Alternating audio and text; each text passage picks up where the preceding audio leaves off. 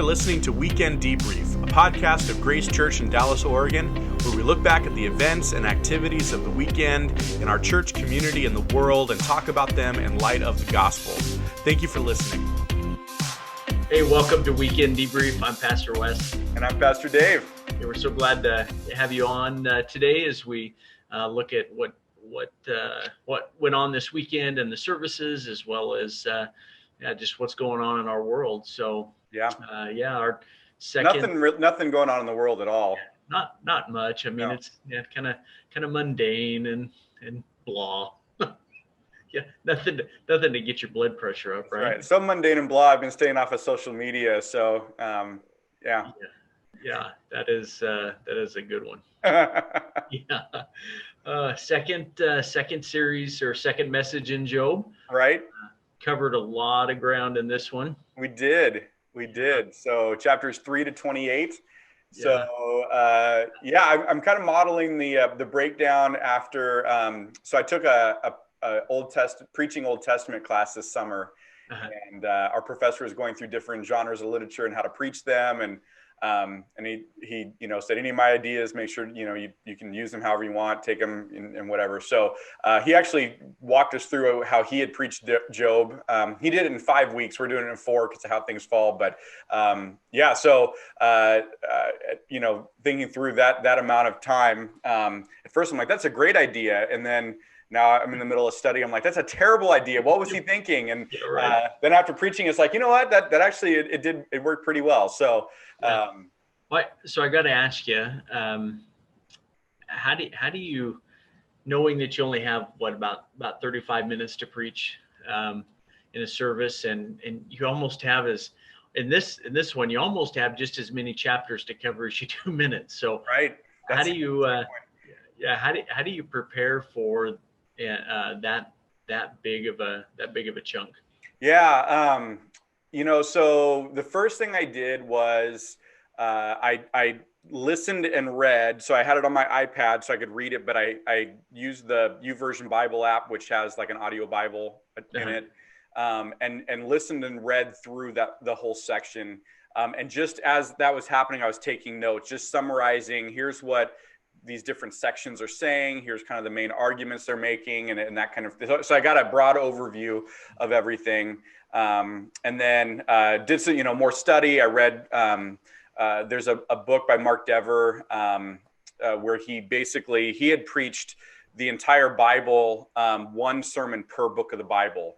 Okay. And so he preached one sermon over the whole book of Job. So I read through that to see kind of big picture. I watched a couple of the Bible Project videos that we have linked in our resource page that people can watch to, again, get that broad overview. So really trying to get just a grasp of the big picture, and not spend as much time getting lost in the weeds, if you will. There's so much that there, really, really good stuff that, I could have spent a lot of time reading what each verse meant and its context and all of that. I tried to not do as much of that, except for in chapter 28, and actually chapter 19, which I didn't use as much as I initially thought I was going to, so that I could get a real grasp, especially 28, because that was the conclusion of the message. And so then, since I didn't study in too much detail, I wasn't tempted to put too much detail into the message, and instead was able to just look. And so as I was reading and listening through the broad scope of it, and kind of reading these summaries and listening to these summaries, I tried to think through what are logical ways of breaking this down. Where do things unify? And so that's where here's a summary of what the friends said. Here's a summary of what Job said. And then here's this conclusion in 28. And then, just say, okay, so what is the main idea behind the friend's argument, and try to put that in a statement, so that way I could build around those statements rather than trying to encompass all of what was in those chapters. No, that's really good. Because that's a lot to cover, and there's I think you definitely could spend a lot of time. I think you were even telling me Sundays, we were talking a little bit about it. There was a a pastor who covered, I mean, a Years year from the book of Job. Yeah. in the book of Job. Yeah, that would be tough on the other side. Yeah. Yeah. Yeah. I tend to get bored after, 12, 15 messages anyway, and myself. And if I'm getting bored with the material, Right. I mean, the bored's the wrong word. I like to vary it up, new sermon backgrounds, Yeah. new theme, new genre of literature. Uh, because otherwise you really can start getting into a rut of, and in the book of Job, there's so much, those cycles are so similar and they just Yeah. build on each other that it's like, okay, you're making the same argument in 3 weeks that you made today because it just cycles back around, right, to these themes. So, Yeah. yeah, the big picture is important. We did that a little bit too, and we did that minor prophet series a couple Oh years yeah. ago, Yeah. covering each minor prophet in one sermon. And I did a lot of the same stuff, just read through the whole thing, trying to find big themes through those big sections, not the details of each verse. Right. Yeah. Yeah. That's good. Yeah. Yeah. So one of the things that I know in our grace group that we spent time talking about on Monday, and really just kind of looking a little bit at the point, first point, the discomforting comfort of friends, and and and I think that on the first cycle, I really like you how you just breaking those different cycles down, but maybe that first cycle it was a there was probably really good intentions to try and help their friend out, and of course this was after they've already sat with him for what 7 days and didn't say a word, um, and so it was kind of like, okay, we got to break the silence here, and so maybe some in good intentions, and I think sometimes even as friends, we want to help someone else out, so we kind of start running through this checklist. Okay, you're struggling. I know you say you're innocent, but let's dig a little bit deeper. Let's peel Right. that that layer of that onion back just a little bit more, and let's there's got to be something there, and I kind of wonder if that's where where it started off with Job's friends is they wanted to help, and then they kind of got to that point like, okay, Job, you're just not getting it yet. Yeah. Yeah. Um, I was thinking, excuse me, I was thinking of the movie Over the Hedge when oh what's the raccoon's name? Um, I can't remember what his Yeah. name is. I don't Anyways, know either. yeah. So where he cons the rest of the animals into loading up that wagon full of goodies to give to the bear, and then they start treating him like a king, and he's sitting in this this kind of rigged up chair looking. They wired in some TV for him, and every time he flips to a channel, there's Dr. Phil and there's others, but he gets to Dr. Phil, and Dr. Phil says, "Just own it. You're a dirt bag, right?" And Right. Right. when you were talking about that, I'm like, oh, that's his friends. Like, come on, Job, just own it. Yeah. You messed up. You're a dirt bag. Yeah. Yeah. It makes me think of, we in like premarital counseling and stuff, we talk about this where a lot of times wives just want to share their feelings and we as husbands try to step in and fix everything. Right. I'm going to tell you what's wrong. I'm going to tell you how to fix it. Let's move on. Right. And so one of the tips we tell people now is, make sure that, you're clear, especially wives. Do you want a fix it conversation or a feelings conversation? Right. So, if it's a feelings conversation, then we as husbands just know, okay, we're just going to sympathize and sit there. Job just needed a feelings conversation. He was getting a fix it conversation. Yeah. And, but yeah, I mean, I think too many times, especially as Christians, we try to jump in with right answers. And they may or may not be right answers because we don't know everything that's going on. Yeah. But we jump in with those answers because we feel like, well, we know scripture, this must apply this way, we're just gonna help fix it for them because we don't want to see them suffering anymore. And there's probably some of that to what Job's friends were trying to do. Let's fix it for Job. We know the right answer even though they really didn't. And so hastily they step in, and then as Job starts to push back against them, then their hackles get raised up and they push back harder. And next thing you know, making up sins that he committed instead of, Right. just sitting with him and sympathizing with him and praying for him. And sometimes I think silent prayer, that presence that we see in the first 7 days that they sit with him, Yeah. can be much more powerful than any solution that we think we have. Yeah. And Yeah. we need to be slow to give advice when someone's really hurting, because often we don't really know all of why they're feeling the way that they are, what they're going through. And to just so many times I think, we, like, someone has, gone through some sort of loss or something, and we want to Romans 8:28 them, Yeah. hey, Yep. all things will work together for good. This will work together for good too. Just like, Job, Put on a repent and smile. you'll be restored. Don't be like your kids who all got killed because they have their sin. Yep. Repent and be restored. We too quickly try to spin it to, what can be true, Mm-hmm. but may not necessarily be true in that instance, or isn't the full understanding of the truth. Yeah. Yeah. So, you kind of look at, and maybe some people that are watching or listening to this have had that opportunity to be the friend of someone who is going through a difficult time. And yeah, and there is that tendency to want to jump in and fix it. And even if we might have the right perspective and be able to have, here's the thing you need to do to fix it. Sometimes, and probably more than sometimes, probably all the time, the best, yeah, direction is not just to come in, like you said, and just be a fix it conversation, Yeah. but to be that friend that says, okay, I'm here to listen.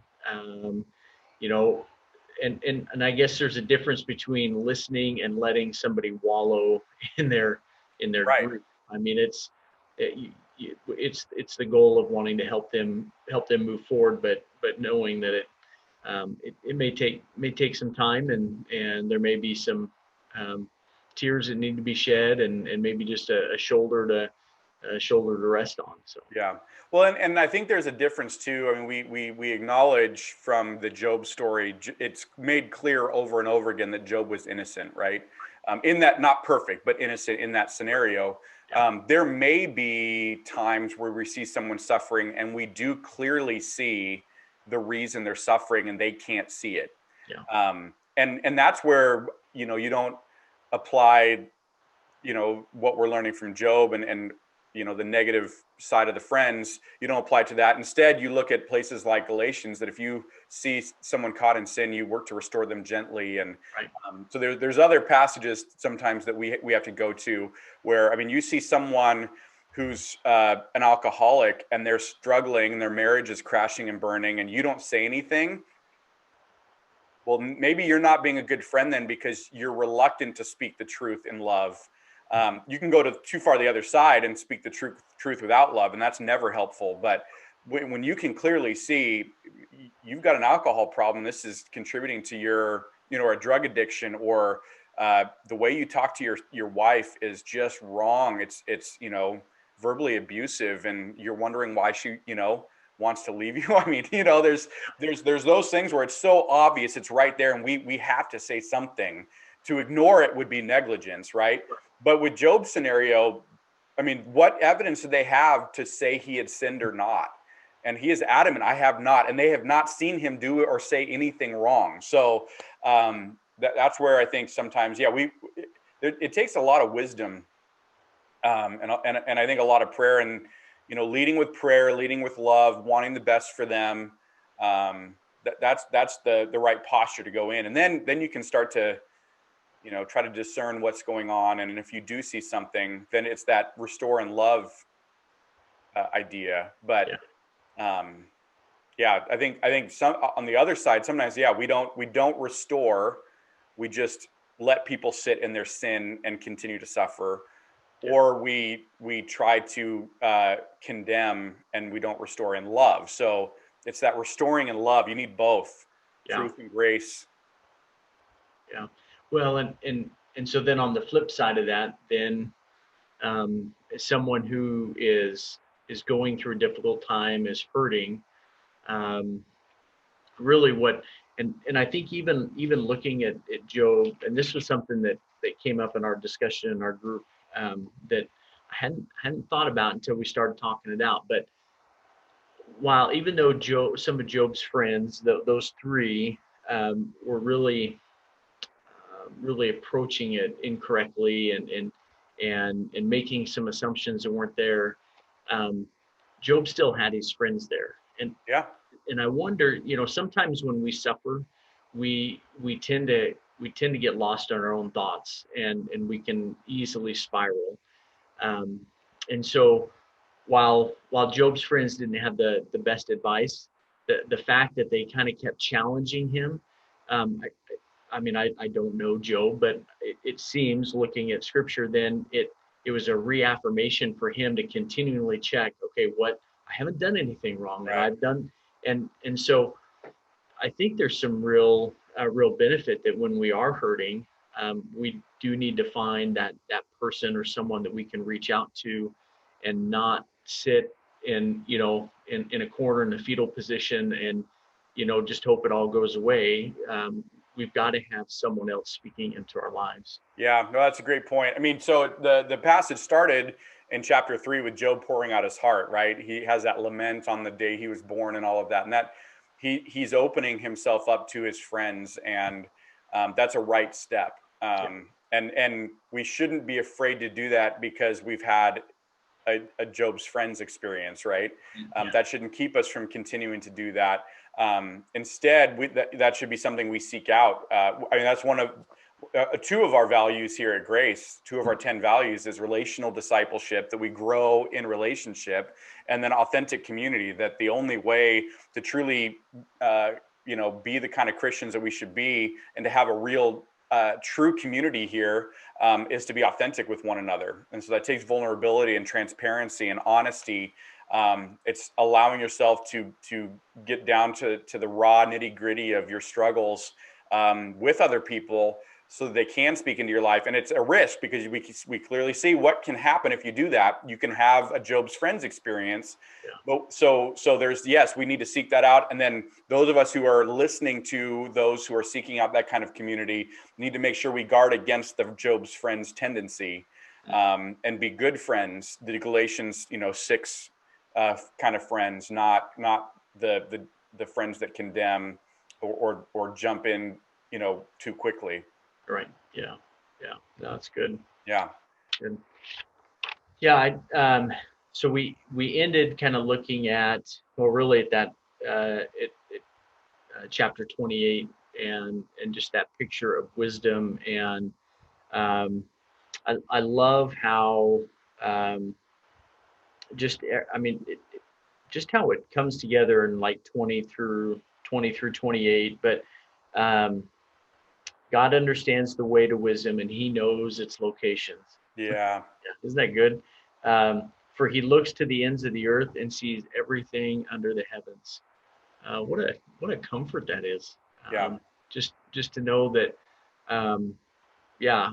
And I think one of the things that you said in that point was, um, there are things that we don't know, that our minds just can't comprehend, and really we have to become okay with that. And I think Right. when we do, then that's where some of that peace and some of that wisdom comes in, to say, I don't have to shoulder everything. I don't have to know everything, because I serve a God who knows everything and is in control of it all. Yeah. Yeah. And I think it's the way the book is structured. And one of the cool things about doing it so briefly is that you get to see some of the bigger structure pieces. That chapter 28 really gives a hint to where we're going to come to when God finally speaks. Yeah.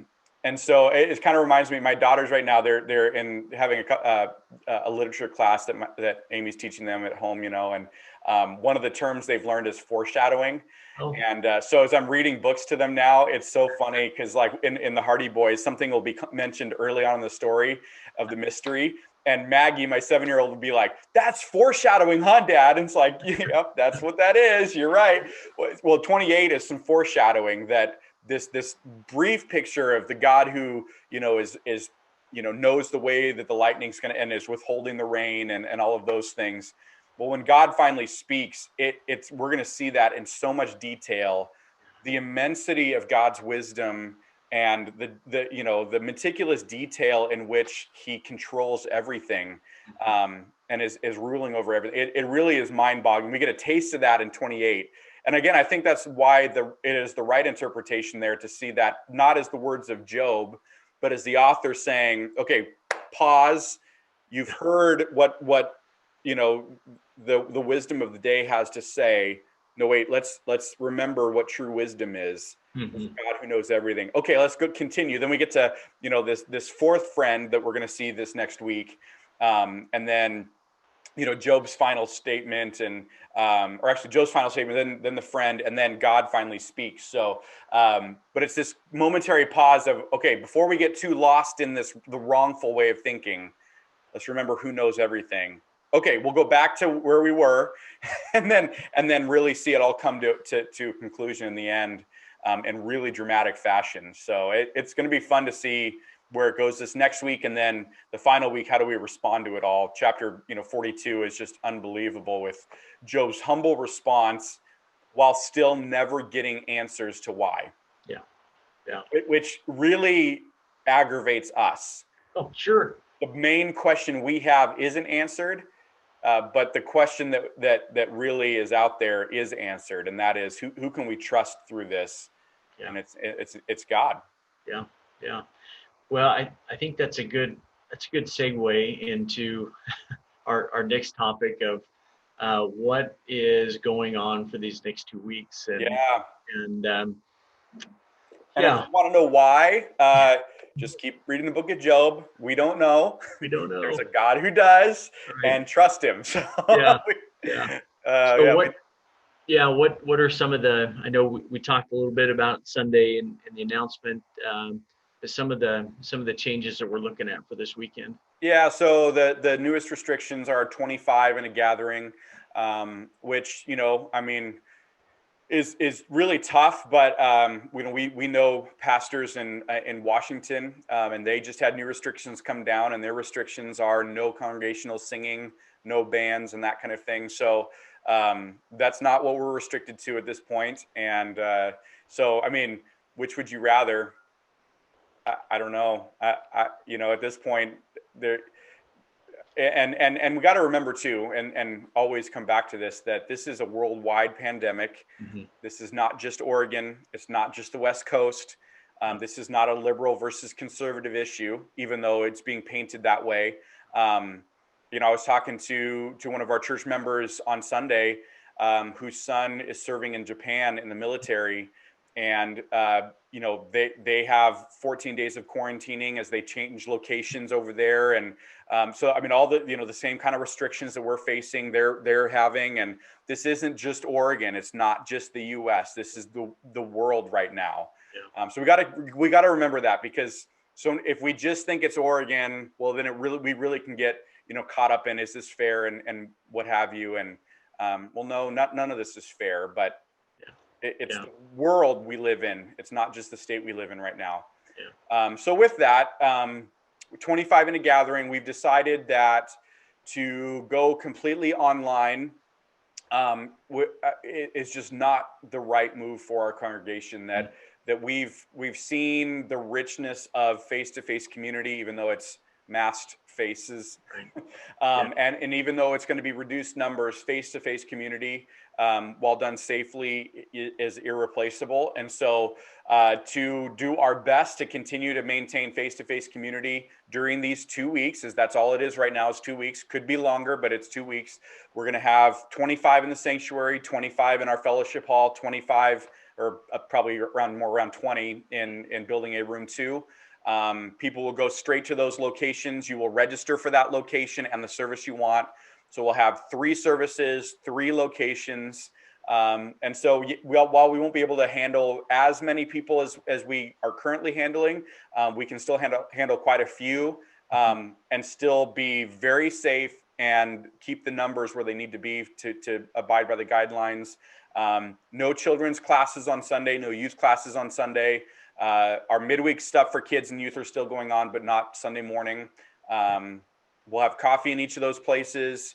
Espresso bar will still be open. So if you need your espresso, as we said Sunday, we want you to have your espresso because yeah, we understand the struggle is real. So if you need to come over to get a shot of Grace espresso, please do that. But otherwise, go straight to your room, stay in that room, and we'll get through the next 2 weeks. Yeah, and maybe just to help clarify for those that are watching, listening. So on a Sunday morning, when we set the registration, for 80 people, and that gives us a little bit of room because our max capacity for service is 100. And so when we're talking about what we're doing here, our usually our 8 o'clock service, we usually don't even hit, well, we don't hit half of that 100. So there's room in that 8 o'clock service for people. That the 9:30 service is for, I mean, really since the time we've been doing registrations, 9:30 by Saturday night is full. And then our 11 o'clock service is about usually about 50 or so. And so in all reality, what we're saying is we can handle having anywhere from 70 to 75 people on campus in 3 different locations.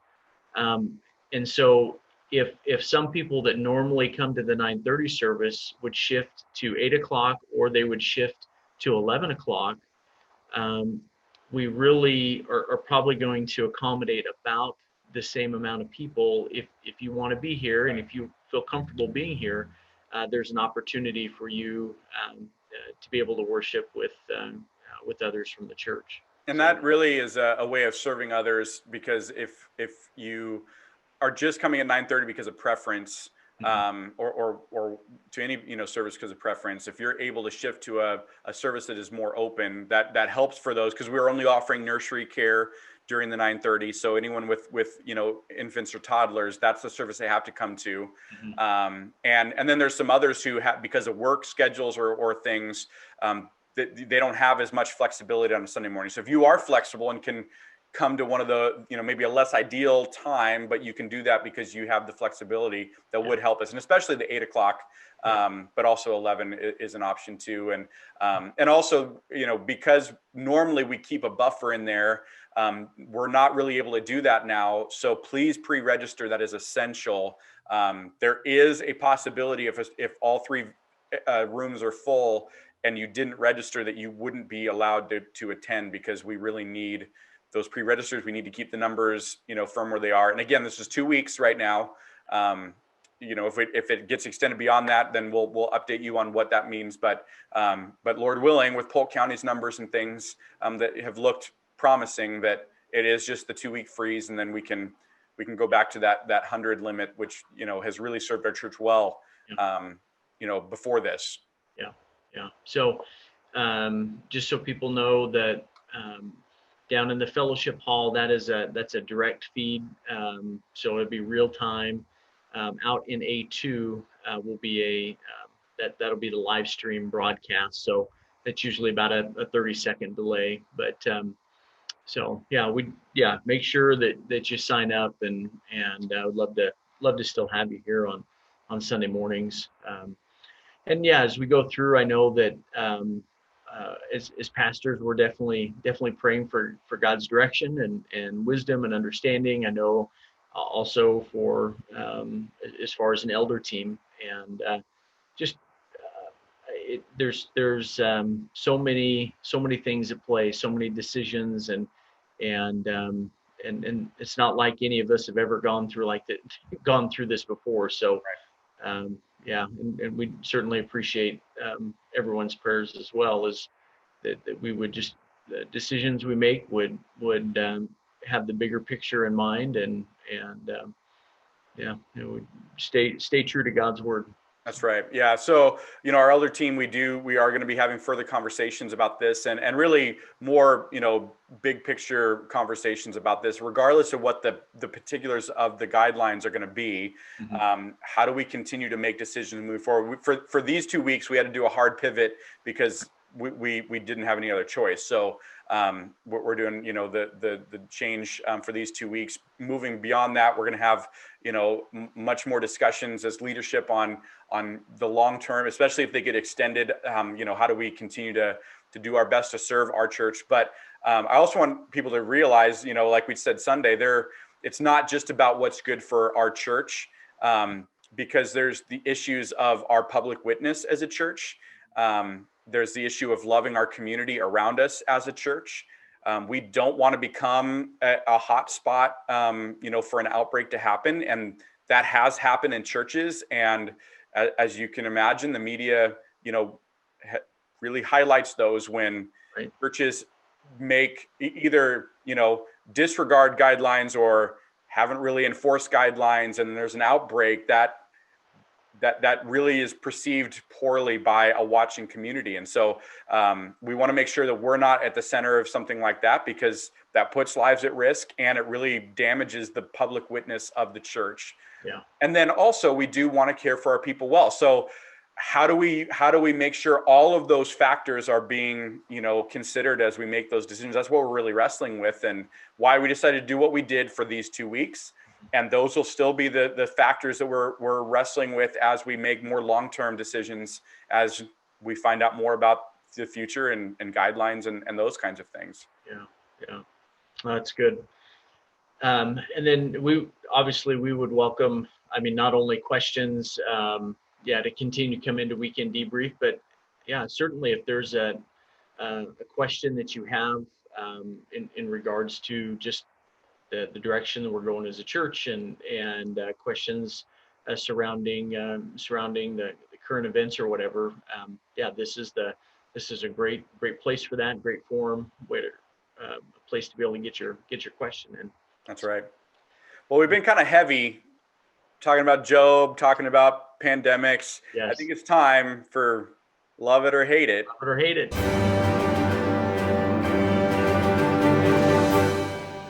So, Wes, do you want to go first? You said you had one. I had one. I'll be honest. Okay. I really had to think, because it's so easy to come up with what I don't like right now. Right? So, but I'll be honest. So the love it. I normally don't do anything with Christmas lights this soon.